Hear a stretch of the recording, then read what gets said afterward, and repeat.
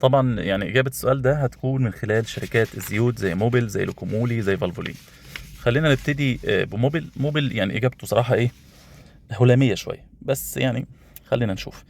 السؤال كان بيقول هل ينفع نخلط زيت تخليقي على زيت عادي أو معدني يعني؟ وهل لو خلطناهم هيعملوا جيل فورم؟ جيل فورم معناها يعني مادة جيلاتينية أو مادة يعني لزجة تسد مسارات الزيت.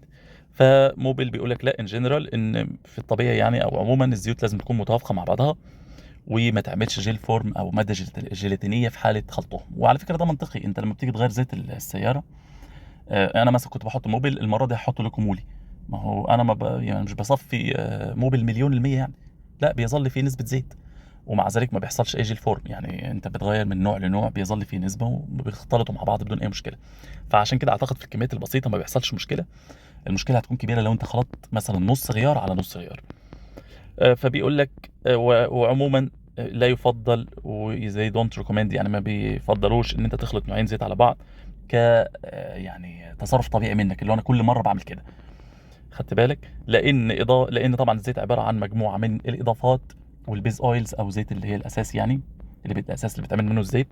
فبيقول يعني إن الخلط ده بيعمل عدم ثبات وعدم استقرار للزيت، فده يؤدي إلى إن كفاءة الاحتكاك بتقل، كفاءة التزييت بتقل ويزوّد الاحتكاك، كفاءة التنضيف بتقل، فالنتيجة النهائية إيه، غير معروفة.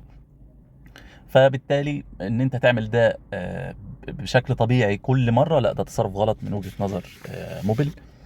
لوكومولي اتسألت نفس السؤال تقريبًا، بتقول لو إحنا خلطنا mineral oil مع زيت طبعًا تخليقي، هيخلط معدني مع تخليقي، ينفع؟ فبيقول لك it must be possible يعني إيه المفروض برضه، طبعًا زي ما أنت شايف كده كلمة مش مؤكدة، يعني هم طبعًا مش قادر إن هو يحسم الموضوع. إن إحنا نخلط it must be possible إن إحنا نخلط زيوت المحركات مع بعض، ولكن في حالة نقص الزيت. يعني لوكومولي هنا بقى إيه، لأ مش سايبة الموضوع كده. بيقول لك إن أنت مثلًا في مشوار بعيد وعربيتك بتنقص زيت، وبعدين أنت في مكان ما فيهوش نفس الزيت اللي أنت بتحطه. يعني إيه، يعني أنا حاطط العربية مثلًا لوكومولي والزيت نقص، فأنا مش لاقي لوكومولي في المكان اللي أنا موجود فيه. قال لك ممكن إن أنت تزوّد الزيت بموبيل عادي. وبيقول لك عمومًا بقى بعد التزويد اللي أنت هتعمله ده، كفاءة الزيت نفسها بتتغيّر بالإيجاب أو السلب. يعني هو مش قادر يحكم حتى أو يحسم إيه اللي هيحصل. لوكومولي هنا حاصر الموضوع في إن الموضوع يكون تزويد زيت، لكن ده ما يكونش general practice أو يكون تصرُّف طبيعي أو.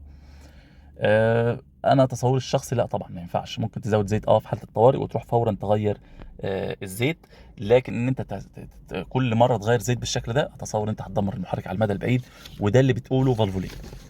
فالفولين بقى حاسمة الموضوع تمامًا، بيقول لك إن دي مخامرة. يعني إيه مخامرة؟ يعني يا تصيب يا تخيب. فبيقول لك إن أنت ممكن ما تشوفش أو ما يحصلش كارثة في التو واللحظة، ولكن الكارثة هتحصل على المدى البعيد. بيضيفوا كمان إن ممنوع أو لا يُفضّل أبدًا إن أنت تخلط أي سوايل عمومًا، لا زيوت فرامل ولا زيوت باور ولا زيوت جير ولا أي حاجة من دي. لأ دايمًا استخدم نوع واحد بس.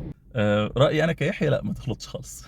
موضوع إنك أنت تخلط زيتين على بعض لأ، أنا مش مع التصرُّف ده نهائي. أنا عارف طبعًا بعد ارتفاع الأسعار وأسعار الزيوت أصلًا يعني غالية بشكل أساسي، فواحد ممكن يكون باقي معاه لتر، مش عارف مع 3 لتر من زيت تاني، فيجمّعهم ويعمل غيار. بلاش أحسن. فعلًا زي ما فالفولين بيقولوا، دي مخامرة ونتيجتها غير مضمونة. وزي ما قُلنا ممكن ما يعملش كارثة في التو واللحظة، وأنت تشوف أول فترة الدنيا كويسة، وتشوف لون الزيت أو الناس اللي بتحكم على اللون والريحة والكلام ده هتكون الدنيا كويسة، لكن على المدى البعيد لأ. فخلاصة القول لأ ما تعملش كده.